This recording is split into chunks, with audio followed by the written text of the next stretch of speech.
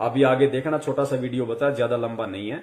उस भविष्यवाणी में क्या बताया गया है जय गुरुदेव के द्वारा कि उस समय क्या होगा, कैसे तांडव मचेगा। आदमी सोचेगा कोई आदमी दिख जाए तो उसको काट के खा जाऊं, अन्न का दाना नहीं बचेगा, अन्न का दाना। और उस विकट परिस्थिति में गुरुजी कैसे आप और हमारी रक्षा करेंगे वो भी आप देखना, किस विधि से करेंगे। हमें भूखा नहीं मरने देंगे परमात्मा, किस विधि से और किनकी करेंगे वो भी आप देखना आगे वीडियो में।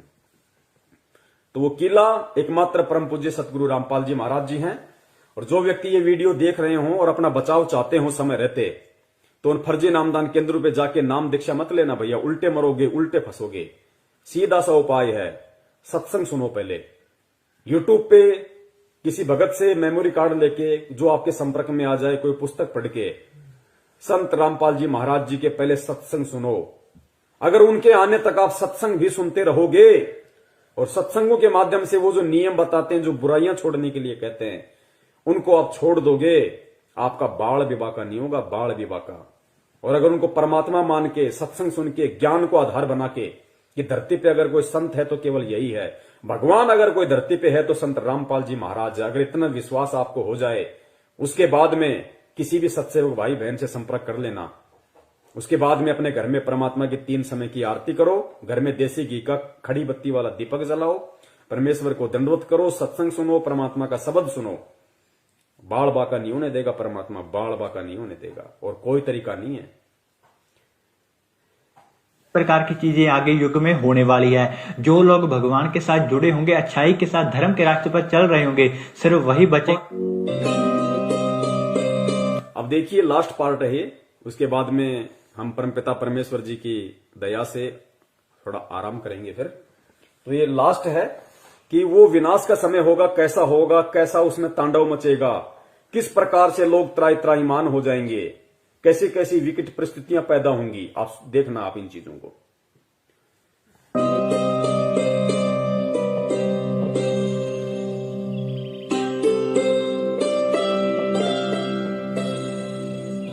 मैं सिर्फ बताता जाऊंगा, आपने सुनते जाना है। जिसे समझना होगा वो समझेगा, जिसे हंसना होगा वो हंसेगा। लेकिन दोनों ही स्थितियों में ईश्वर का कार्य होता रहेगा, क्योंकि वो समय आ गया है कि जब स्वयं परमात्मा अपनी रूहों को वापस ले जाएगा अपने जहान में। हिंदू, मुस्लिम, सिख, ईसाई हर धर्म को मानने वाले यह जानते हैं कि उनके इष्ट ने फिर से इस मृत्यु लोक में आने की भविष्यवाणी कर रखी है। कलयुग में कलयुग जाएगा, कलयुग में सतयुग आएगा। पाप और अधर्म को चरम तक पहुंचाने में कामयाब मनुष्य ने बहुत ही जल्द अपने विनाश की राह तय कर ली है, और जो पाप और अधर्म का चरम कलयुग के अंतिम चरण में होना चाहिए था, वो इंसान ने अभी ही हासिल कर लिया है। लेकिन अधर्म के विनाश के लिए हर युग में कोई न कोई महाभारत होती जरूर है। जब परिवर्तन होना होता है उस बीच संधि काल होता है, और संधि काल में ईश्वर प्रकट होते हैं और पाप और अधर्म का विनाश कर डालते हैं। देखो ये जगत वाले ये कह रहे हैं जब संधि काल का समय होता है, जब युग परिवर्तन होता है, तो परमात्मा खुद प्रकट होते हैं, खुद प्रकट। सुनो इन बातों को। भारत होती जरूर है। जब परिवर्तन होना होता है उस बीच संधि काल होता है, और संधि काल में ईश्वर प्रकट होते हैं और पाप और अधर्म का विनाश कर डालते हैं।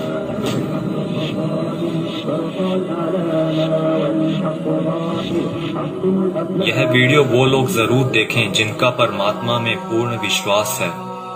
इस वीडियो में दी गई जानकारी को ध्यान लगाकर समझिए। ये जानकारी कोई मनगढ़ंत या काल्पनिक बातें बिल्कुल नहीं है।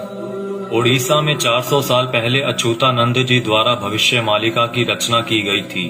अच्युतानंद जी को भगवान श्री कृष्ण के परम सखा सुदामा का पुनर्अवतार माना गया है, जिसमें उन्होंने कलयुग के खत्म होने की भविष्यवाणी की है, जो कि गणनानुसार आने वाले कुछ वर्षों में हो सकता है। इसमें उन्होंने परमात्मा के प्रकट होने से पहले भारत के जो अंतिम प्रधानमंत्री होंगे उनके बारे में भी बताया है, और जो गुण बताए हैं वो वर्तमान के प्रधानमंत्री से मेल खाते हैं।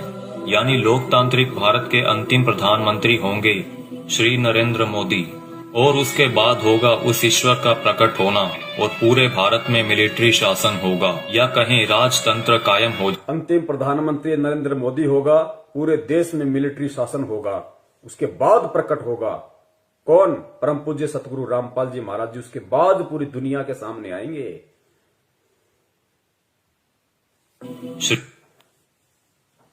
इसमें उन्होंने परमात्मा के प्रकट होने से पहले भारत के जो अंतिम प्रधानमंत्री होंगे उनके बारे में भी बताया है, और जो गुण बताए हैं वो वर्तमान के प्रधानमंत्री से मेल खाते हैं। यानी लोकतांत्रिक भारत के अंतिम प्रधानमंत्री होंगे श्री नरेंद्र मोदी, और उसके बाद होगा उस ईश्वर का प्रकट होना और पूरे भारत में मिलिट्री शासन होगा, या कहें राजतंत्र कायम हो जाएगा और पूरे विश्व में सनातन धर्म की पुनर्स्थापना होगी। हम बहुत ही भाग्यशाली हैं जो इस समय में जी रहे हैं जब इतिहास लिखा जाएगा और हमें उस दिव्य पुरुष परमात्मा को साक्षात देखने का मौका भी मिल सकता है। पद्म पुराण के छठे खंड में 71वें सेट पर श्लोक नंबर 279 से 282 में बताया गया है कि वो दुष्टों का विनाश करेंगे, पृथ्वी की हुई दुर्गति को ठीक करेंगे, अपनी सेना द्वारा ईश्वरीय नियमों को स्थापित करेंगे। वो पूरी दुनिया के एकमात्र शासक होंगे जिन पर किसी का नियंत्रण नहीं होगा, यानी कि वो सबसे ऊपर होंगे। वो पूरी दुनिया पर धर्म की विजय पताका फहराएंगे और पूरे विश्व के लिए पूजनीय होंगे। जब वो सामने आएंगे तो देश में इमरजेंसी लागू होगी। पूरी दुनिया के टीवी चैनल्स के जरिए सभी लोग उन्हें जान जाएंगे। उनकी सेना होगी, एडमिनिस्ट्रेशन होगी और उनके समाज सेवी मनुष्य भी होंगे। फ्रांसीसी भविष्यवक्ता माइकल द नॉस्ट्रेडामस की भविष्यवाणियों पर पूरी दुनिया के लोग यकीन रखते हैं, क्योंकि वो हमेशा सच साबित होती रही हैं। जिसमें उन्होंने 2020 को एक बहुत ही हिंसक साल बताया है, जहां दुनिया के बड़े बड़े देशों में गृह युद्ध के हालात होंगे। 2020 में ही सदी का सबसे बड़ा आर्थिक संकट भी आएगा। इसी समय में लोग काफी जागरूक हो चुके होंगे और लोगों में एक तरह का आध्यात्मिक झुकाव देखने को मिलेगा। नॉस्ट्रेडामस की ये सभी भविष्यवाणियां सेंचुरी नामक पुस्तक में दर्ज हैं। उनकी भविष्यवाणियों में कुछ भविष्यवाणियां ये भी हैं। जल्द ही दुनिया का तारनहार जन्म लेगा। वो एक ऐसे देश में जन्म लेगा जिसका नाम किसी समुद्र के नाम से जुड़ा होगा। आप जानते ही हैं कि पूरे विश्व में प्राचीन समय से ही भारत ही एक ऐसा देश है जिसका नाम एक समुद्र के नाम से जुड़ा है, हिंद महासागर। आगे नॉस्ट्रेडामस लिखते हैं, मैं उसे जब जब देखता हूँ मेरा सर सजदे में झुक जाता है।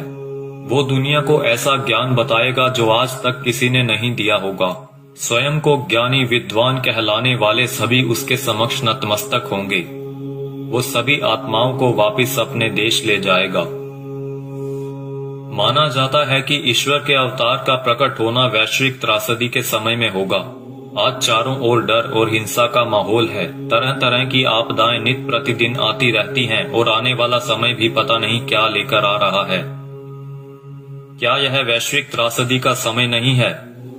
मनुष्य बहुत ही छोटा हो जाएगा और उसके सभी अस्त्र शस्त्र निष्फल हो जाएंगे। आज मनुष्य में नैतिक चारित्रिक गुणों का पतन होता जा रहा है और वर्तमान समय में चल रही महामारी के लिए मनुष्य के सभी प्रयास भी निष्फल हो चुके हैं। कई सौ वर्ष पहले हुए संत सूरदास और संत रविदास जी ने भी उस अवतार के लिए भविष्यवाणियां कर रखी हैं, जिनके ऊपर हमने अलग से वीडियो बना रखी है।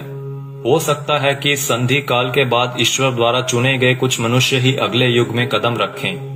इसीलिए इस समय में हम सभी को पूर्ण रूप से, पूर्ण प्रयत्न से अपना आध्यात्मिक विकास करने की जरूरत है। लेकिन अभी आपने मथुरा के संत तुलसीदास जी की भविष्यवाणियों के बारे में तो सुना ही नहीं, जिन्होंने सन 1971 से लेकर आगे के कई सालों तक अपनी शाकाहारी पत्रिका के माध्यम से आने वाले समय के लिए बहुत सारी भविष्यवाणियां कर लोगों को जागरूक किया है। सतयुग एक दिन में नहीं आता। ऐसा नहीं होगा कि आप सुबह उठेंगे और चारों तरफ देखेंगे कि सतयुग आ चुका है। युग परिवर्तन का एक लंबा काल खंड होता है। युग परिवर्तन की बेला का एक बहुत बड़ा संक्रमण काल होता है। जब युग बदलता है, एक युग जाता है और दूसरा आता है। तब जहां दो युगों की टक्कर होती है, महाविनाश होता है। चारों तरफ त्राहिमाम मचेगा। बहुत अकाल मौतें हो। पुण्यात्माओं, कैसी परिस्थितियां होंगी गुरुदेव के जेल से बाहर आने से पहले? ये बाहर आने से पहले की बातें हो रही है सारी। गुरुदेव के जेल से बाहर आने से पहले कैसी परिस्थितियां होंगी, कैसा भयंकर विनाशकारी समय होगा, और विनाशकारी समय में कौन बचेगा, किस प्रकार परमात्मा उसको बचाएंगे, सुनना ध्यान से। और ये जगत वाले कह रहे हैं, वीडियो बनाने वाले, कि अगर हमें वो सतयुग देखना है तो हमने अपनी भक्ति को बढ़ा देना चाहिए, अपना आध्यात्मिक विकास करने की शुरुआत कर देनी चाहिए। है जब युग बदलता है, एक युग जाता है और दूसरा आता है, तब जहां दो युगों की टक्कर होती है वहां विनाश होता है। चारों तरफ त्राहिमाम मचेगा, बहुत अकाल मौतें होंगी, लोग कीड़े मकोड़ों की तरह मरेंगे, लाशें पड़ी सड़ेंगी, उनको उठाने वाले नहीं मिलेंगे, कौन किसको उठाएगा। अब देखना, जो भगत भाई बहन 50 गज के प्लाट के लिए मारामारी करते हैं ना बिना ज्ञान के, बना लो, उधार ले लो, ये ले लो, वो कर लो, गुरुजी ने मुझे क्या मुझे लाभ दे दिया, मेरा कोई प्लाट नहीं बन पाया, मेरी कोई नौकरी नहीं लग रही, ये हो गया, फलाना हो गया, बिना ज्ञान के जो त्रुटियां निकालते रहते हैं। सुनो, आने वाले समय में क्या होगा, ये दुनिया के प्लाट खाली पड़े रहेंगे, जाके बस जाना किसी में भी। काल होता है जब युग बदलता है, एक युग जाता है और दूसरा आता है, तब जहां दो युगों की टक्कर होती है वहां विनाश होता है। चारों तरफ त्राहिमाम मचेगा, बहुत अकाल मौतें होंगी, लोग कीड़े मकोड़ों की तरह मरेंगे, लाशें पड़ी सड़ेंगी, उनको उठाने वाले नहीं मिलेंगे, कौन किसको उठाएगा। बच्चा, आज आप मुट्ठी भर पैसे लेकर जाते हो और बोरा भरकर अनाज लाते हो। आप बोरा भरकर नोट ले जाओगे लेकिन मुट्ठी भर अनाज नहीं मिलेगा, अन्न का दाना नहीं मिलेगा। नाली में पड़े रोटी के टुकड़े को देखकर सोचोगे कि उठाकर खा लिया जाए। अन्न का दाना नहीं मिलेगा, नाली में पड़े हुए रोटी के टुकड़े को देखकर सोचोगे कि खा लिया जाए, वरना मरेंगे। उस समय में परमात्मा क्या करेगा अपने भगत के साथ, जो वर्तमान में उनको परमात्मा मान के मर्यादा में रह के भक्ति कर रहा होगा। आगे देखना, कौन किसको उठाएगा। बच्चा, आज आप मुट्ठी भर पैसे लेकर जाते हो और बोरा भरकर अनाज लाते हो। आप बोरा भरकर नोट ले जाओगे लेकिन मुट्ठी भर अनाज नहीं मिलेगा, अन्न का दाना नहीं मिलेगा। नाली में पड़े रोटी के टुकड़े को देखकर सोचोगे कि उठाकर खा लिया जाए।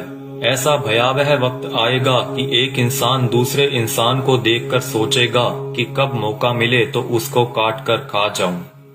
भाई भाई आपस में जान के दुश्मन बन जाएंगे, परिवार में झगड़ा झंझट, जाति जाति में झगड़े, समाजों में भीषण टकराव होंगे।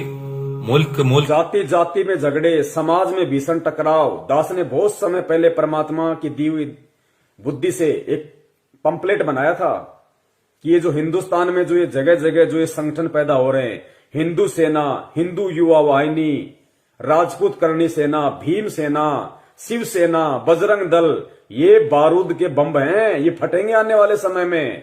आपस में ये जो कह रहे हैं ना कि जाति जाति की दुश्मन हो जाएगी, समाज एक दूसरे के दुश्मन हो जाएंगे, ये बारूद के बम हैं जो तैयार हो रहे हैं। सरेआम तलवारें और बंदूकें लहराते हैं कि हमारा भगवा, हमारा ये, हमारा वो। ये देखना, ये त्राई मान मचेगा, गृह युद्ध। का मिले तो उसको काट कर खा जाऊं। भाई भाई आपस में जान के दुश्मन बन जाएंगे, परिवार में झगड़ा झंझट, जाति जाति में झगड़े, समाजों में भीषण टकराव होंगे। मुल्क आपस में टकरा जाएंगे, बहुत जनहानि होगी। इतने लोग मारे जाएंगे कि 15-15 कोस पर दिए जलते दिखाई देंगे। दूर दूर तक मकान खाली पड़े रहेंगे, उनमें रहने वाला कोई नहीं मिलेगा। जो बच जाएंगे और कहीं से कोई भटकता हुआ आ जाएगा तो कहेगा कि आप यहीं रह जाइए, साथ हो जाएगा। कई छोटे बड़े देश दुनिया के नक्शे से इस तरह गायब हो जाएंगे जैसे वो कभी थे ही नहीं। अभी आपने क्या देखा है? सूखा, अकाल, भूखमरी, बीमारियां, कोलाहल, कोहराम, बाढ़, महामारी। अभी आपने कुछ नहीं देखा, वो आगे आ रहा है। उसके एक बार से 200-200 गांव खत्म हो जाएंगे, बड़े बड़े शहरों का नामो निशान तक मिट जाएगा। ऐसी बीमारियां आएंगे कि डॉक्टर जिनका नाम तक नहीं जानते, वो कहेंगे हमने ऐसा पहले कभी नहीं देखा। ऐसी भयावह बीमारियां होंगी कि डॉक्टर अस्पताल से भाग खड़े होंगे, कहेंगे हमारे पास इसका कोई इलाज नहीं है। आप समझते हो सतयुग ऐसे ही चुपचाप चला आएगा? भयावह विनाश लीला के बाद जो मुट्ठी भर लोग बचे रहेंगे वो सतयुग का नया सूरज उगता हुआ देखेंगे। भयंकर विनाश के बाद में जो मुट्ठी भर लोग बचेंगे वो सतयुग का नया युग देखेंगे। वो पुण्यात्माएं होंगी जो भक्ति करेंगी, जो गुरु जी के चरणों में लगी रहेंगी, जो किसी भी पाखंडी नकली गुरु धर्म गुरु के कहने पे उनकी वाणियों का उल्टा सीधा अर्थ बता बता के पाखंडी, जैसे वो मदन पंथ में कौन है वो नालायक, ऐसे लोगों के कहने से, उनके बहकाव में आने से जो अपने गुरु के प्रति अपनी श्रद्धा को खत्म कर देंगे, विश्वास को खत्म कर देंगे, शक और शंका की दृष्टि से अपने गुरु को देखने लगेंगे, भक्ति और ज्ञान को देखने लगेंगे, वो आने वाले सतयुग का स्वागत नहीं करेंगे, वो नहीं बचेंगे उस समय तक। का नाम तक नहीं जानते, वो कहेंगे हमने ऐसा पहले कभी नहीं देखा। ऐसी भयावह बीमारियां होंगी कि डॉक्टर अस्पताल से भाग खड़े होंगे, कहेंगे हमारे पास इसका कोई इलाज नहीं है। आप समझते हो सतयुग ऐसे ही चुपचाप चला आएगा? भयावह विनाश लीला के बाद जो मुट्ठी भर लोग बचे रहेंगे वो सतयुग का नया सूरज उगता हुआ देखेंगे और सतयुग की अगवानी के साक्षी बनेंगे। मुझे जो करना था मैंने अपना काम कर दिया है, अब कुदरत अपना काम करेगी। आने वाले समय में यूएनओ भारत में चलेगी, सुरक्षा परिषद भारत में आएगी, विश्व का न्याय भारत में होगा, देश और दुनिया का तख्ता पलट होगा, छोटे छोटे राष्ट्रों का भारत में विलय होगा, देश में प्राकृतिक और दैवीय प्रकोपों से भारी जनहानि होगी, 20 करोड़ लोग एक झटके में लापता हो जाएंगे, आबादी बहुत ही कम रह जाएगी। भारत की बहुत कम आबादी होने पर भी भरपेट खाना नहीं मिलेगा, इतने कष्ट आएंगे कि लोगों की कचूमर निकल। भारत की बहुत कम आबादी बचेगी, कहते हैं उसके बाद भी भरपेट खाने के लिए भोजन नहीं बचेगा लोगों के पास में, ही कम रह जाएगी। भारत की बहुत कम आबादी होने पर भी भरपेट खाना नहीं मिलेगा, इतने कष्ट आएंगे कि लोगों की कचूमर निकल जाएगी। चारों तरफ विश्व युद्ध होगा, कीटाणु बमों का प्रयोग किया जाएगा, एक सफेद पोशाकधारी ही युग परिवर्तन का कारण बने। बंदी छोड़ सतगुरु रामपाल जी महाराज की जय हो। एक सफेद पोशाकधारी, क्योंकि ये जितने भी भविष्य वक्ता हैं विदेशी, ये जो परमेश्वर को देख रहे हैं, उस अवतार को देख रहे हैं, ये गुरु जी के वर्तमान रूप को देख रहे हैं। एक सफेद पोशाकधारी जिसका गौर वर्ण होगा, चरम विहीन पादुकाएं होंगी, मस्तक पे अर्धचंद्र का निशान होगा, ये सतगुरु रामपाल जी महाराज जी के वर्तमान रूप को देख रहे हैं। अपनी भविष्यवाणियों में उन्होंने वर्तमान समय को उन्होंने देखा था। एक सफेद पोशाकधारी ही युग परिवर्तन का कारण बनेगा। मिलेगा। और रूपानंद कह रही है कि वो उत्तराखंड में है, साधु संत है, यहां तो लाल कपड़े वाले हैं सारे, गले में मोटी मोटी रुद्राक्ष की मालाएं पहने बैठे हैं, कोई मुंडित है, कोई चंडित है, कोई जटाधारी है, कोई लंगोटाधारी है। सफेद पोशाकधारी तो केवल परम पूज्य सतगुरु रामपाल जी महाराज है। आबादी बहुत ही कम रह जाएगी। भारत की बहुत कम आबादी होने पर भी भरपेट खाना नहीं मिलेगा, इतने कष्ट आएंगे कि लोगों की कचूमर निकल जाएगी। चारों तरफ विश्व युद्ध होगा, कीटाणु बमों का प्रयोग किया जाएगा, एक सफेद पोशाकधारी ही युग परिवर्तन का कारण बनेगा। आप शीघ्र अतिशीघ्र उस आध्यात्मिक शक्ति के साथ जुड़ जाएं तो आपका बचाव होगा।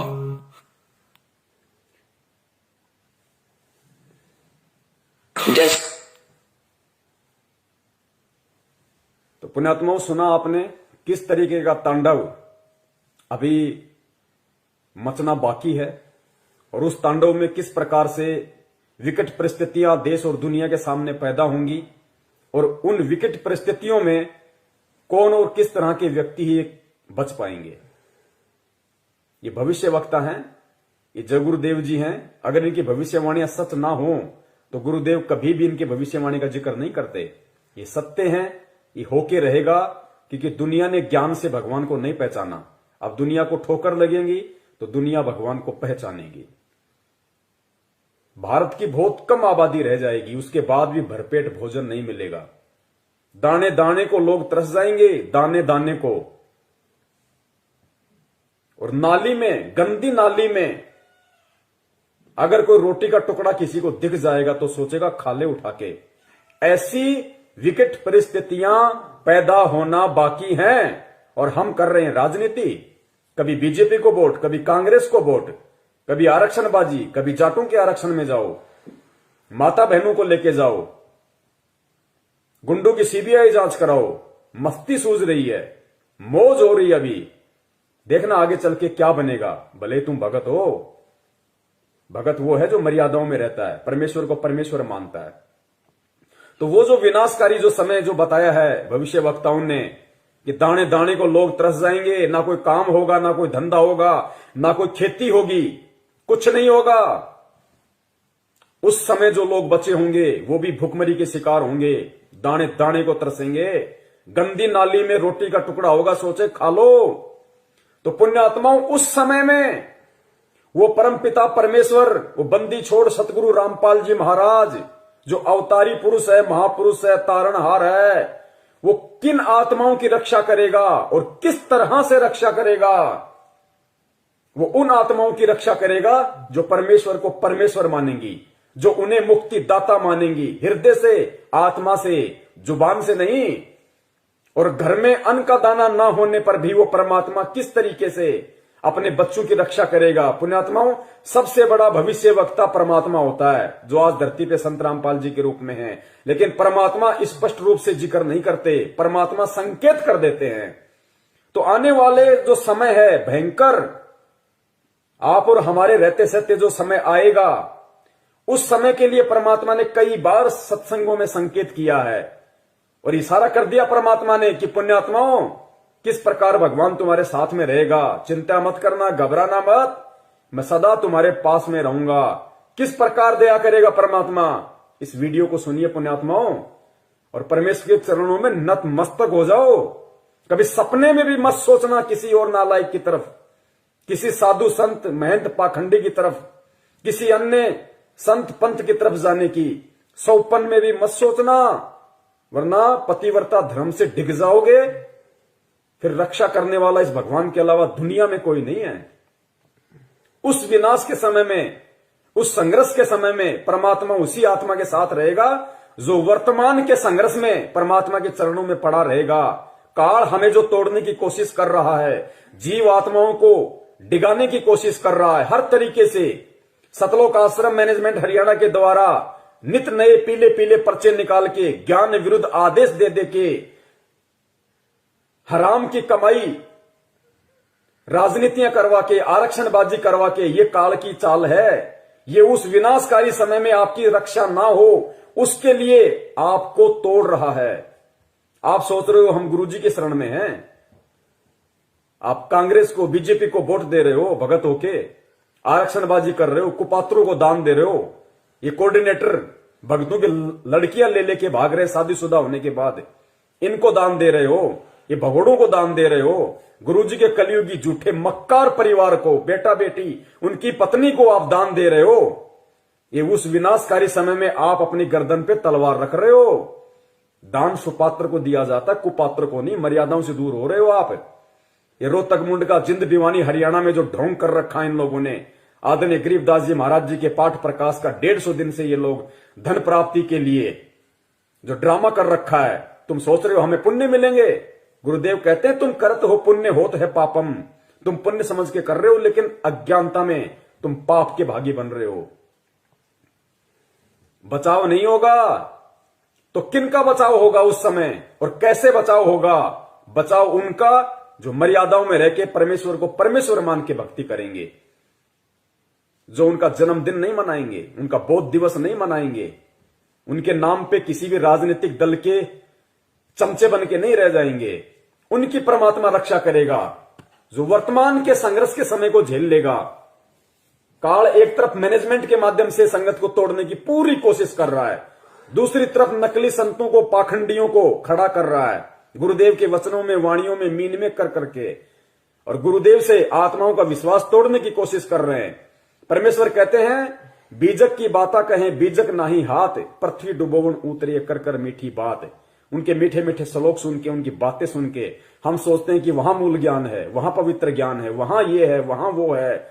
महीने 2 महीने जाते हो, फिर गधे की तरह मुंह लटका के वापस आते हो। भगवान से दूर हो गए ना इधर के ना उधर के, धोबी के कुत्ते वाली हालत हो जाती है तुम्हारी। काल ऐसा करके छोड़ देता है। तो इस वर्तमान के संघर्ष के समय में जो संघर्षशील रहेगा, जो न टूटेगा, न डिगेगा, न झुकेगा, न मुड़ेगा, भगवान को सिर सौंप दिया तो सौंप दिया, उस आत्मा की परमात्मा फिर उस संघर्ष के समय रक्षा करेगा, जो आज उस परमात्मा के लिए संघर्ष कर रहा होगा। और किस प्रकार परमात्मा रक्षा करेगा? भक्तिहीन प्राणी और जो भगत आज मर्यादाओं में नहीं है, जो परमेश्वर को परमेश्वर नहीं मान रहे, उनकी स्थिति होगी उस समय कि गंदी नाली में अगर रोटी का टुकड़ा भी मिल जाए तो खाने को मजबूर होंगे। और जो भगत होंगे, जो सत्सेवक होंगे, सच्चे सेवक होंगे परमात्मा के, उनकी परमात्मा कैसे रक्षा करेगा? सुनो गुरुदेव के मुख कमल से। जैसे दास बार बार आपको कथा सुनाता है कि जिस समय परमात्मा के नाम से झूठी चिट्ठी लिख दी थी कबीर जी के नाम से, और 18 लाख प्राणी साधु संत आगे थे। वो साधु संत कौन थे? घर छोड़कर जंगलों में अपने गुरुओं के पास भक्ति के लिए, भगवान के लिए भटक रहे थे। वो उनकी विशेष प्यारी आत्मा थी। अब वहां उन 18 लाख को 3 दिन तक झोंपड़ी में बैठे गरीब जुलाई ने, वो तो भगवान थे, लीला कर रहे थे, 3 दिन तक उनको वो भोजन खिलाया जो कभी सुना भी नहीं था उन महापुरुषों ने, भक्तों ने, साधुओं ने। और सोना की मोहर दी और दोहर दी और छक्के हलवा पूरी कचौड़ी जलेबी छक खावा, छह बखावा दिन में भूखे मरे थे, मेरे बुगड़े खानिए थे होते। तो उनके लिए जब ये लीला कर दी, पृथ्वी का को माल भी नहीं था, सतलोक से ला दिया जाता है। पृथ्वी का माल नहीं था, काशी का भंडारा किया परमेश्वर ने, 18 लाख को खिलाया दिन में 4-4 बार। इस पृथ्वी लोक का नहीं था, वो सतलोक से लाए थे परमात्मा। और फिर आगे देखना पुण्यात्माओं, किस प्रकार उस विनाश के समय में जब ऐसी संकट पैदा होगा, ऐसी विकट परिस्थितियां पैदा हो जाएंगी, क्योंकि गुरुदेव तो परमेश्वर है, अंतर्यामी है, उनको तो पता है उस विनाश के समय का। उस समय का थोड़ा सा जिक्र परमेश्वर ने किस प्रकार किया कि बच्चों, तुम्हारे घर में अगर 2 दाने भी होंगे तो परमात्मा क्या करेगा, फिर देखना। उसको कहते हैं भक्ति का प्रतिफल। मेरे बुगड़े खानिए थे होते। तो उनके लिए जब ये लीला कर दी, पृथ्वी का को माल भी नहीं था, सतलोक से ला दिया जाता है। तो आने वाले समय में जैसे जनसंख्या बढ़ रही है, 100 वर्ष के बाद क्या खाएंगे ये, अगर ये माहौल नहीं बदलाते? फिर भगवान व्यवस्था करेगा। आपके घर में 2 दाने होंगे, तड़के भरा पाओगा मटका, पिप्पा भरा पाओ। आपके घर में 2 दाने होंगे ना, 2 दाने, तो परमात्मा कहते हैं भक्तिहीन प्राणियों की तरह मैं तुम्हें गंदी नाली में पड़ा हुआ रोटी का टुकड़ा नहीं खाने दूंगा। बच्चों, तुम्हारे घर में अगर 2 अन्न के दाने भी होंगे रात को, तो सुबह तुम्हारे उठने से पहले परमात्मा उस मटके को अनाज से भर देगा। ऐसी रक्षा करेगा परमेश्वर अपनी आत्माओं की। इसलिए हमारे को विश्वास होना चाहिए दृढ़, अटल, कि धरती पे अगर भगवान है तो संत रामपाल जी महाराज है, उनके अलावा कोई पुरुष नहीं है। बंदी छोड़ सतगुरु रामपाल जी महाराज की जय। पीका को माल भी नहीं था, सतलोक से ला दिया जाता है। तो आने वाले समय में जैसे जनसंख्या बढ़ रही है, 100 वर्ष के बाद क्या खाएंगे ये, अगर ये माहौल नहीं बदलाते? फिर भगवान व्यवस्था करेगा। आपके घर में फिर भगवान व्यवस्था करेगा। आज हम जो काम धंधा कर रहे हैं, 2 के 4 कर रहे हैं, हम जो अपना दिमाग चला रहे हैं कि हम कर रहे हैं तो खा रहे हैं, ये सब फेल हो जाएंगे। आज भी परमात्मा दे रहा है, आज भी परमात्मा ही करवा रहा है। कैसे करेगा परमात्मा, देखना। माहौल नहीं बदलाते, फिर भगवान व्यवस्था करेगा। आपके घर में 2 दाने होंगे, तड़के भरा पाओगा मटका, पिप्पा भरा पाओगा आटे का, इस तरह कर देगा दाता आपके लिए। लेकिन साध वचन पलटे नहीं, चाहे पलट जाए ब्रह्मांड। अगर परमेश्वर ने ये वाणी कही है कि आपके घर में 2 दाने होंगे, सुबह मटका भरा हुआ मिलेगा, तो वो विकट समय आएगा, वो 2 दाने वाला समय आएगा भाई। तभी परमेश्वर ने इस वाणी का जिक्र किया, ये बात कही है परमात्मा ने कि आपके घर में 2 दाने होंगे। नहीं तो भगत, आज हम अपना काम धंधा कर रहे हैं, अपना कमाई रहे ना, लेकिन एक समय ऐसा आएगा ना काम होगा, ना धंधा होगा, ना कोई घर से बाहर निकलेगा, डरेंगे, सहमे हुए होंगे, डरे हुए होंगे। उस समय परमात्मा कहते हैं कि जो भक्तिहीन प्राणी भूख के मारे क्या करेंगे, कब तक घरों में बैठे रहेंगे, ना ये ब्रह्मा रक्षा करेगा, ना विष्णु करेगा, ना दुर्गा करेगी, ना काल, ना महाकाल, ना देवी देवता, ना भैरू, ना भूत, ना यार, ना रिश्तेदार, ना मां, ना बाप। आज हम जिनके लिए भगवान से दूर हो रहे हैं कि मेरी मां रुष्ट हो जाएगी, मेरा बाप मुझे लड़ेगा, मेरी पत्नी मुझे छोड़ के चली जाएगी, उस समय कोई नहीं आएगा, वो परमेश्वर आएगा उस समय रक्षा करने के लिए। किनकी? जो भक्ति करेंगे, जो भक्ति करने की इच्छा से होंगे। बढ़ रही है 100 वर्ष के बाद क्या खाएंगे ये, अगर ये माहौल नहीं बदलाते। फिर भगवान व्यवस्था करेगा।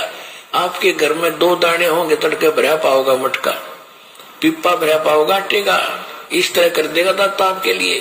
लेकिन भक्ति करवाने के लिए छोड़ सतगुरु रामपाल जी महाराज की जय हो।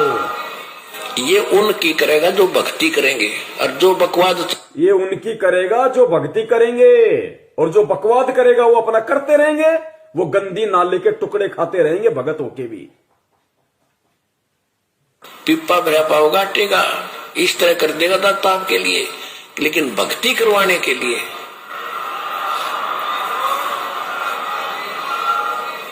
ये उनकी करेगा जो भक्ति करेंगे, और जो बकवाद चाहोगे वो अपना करते रहियो।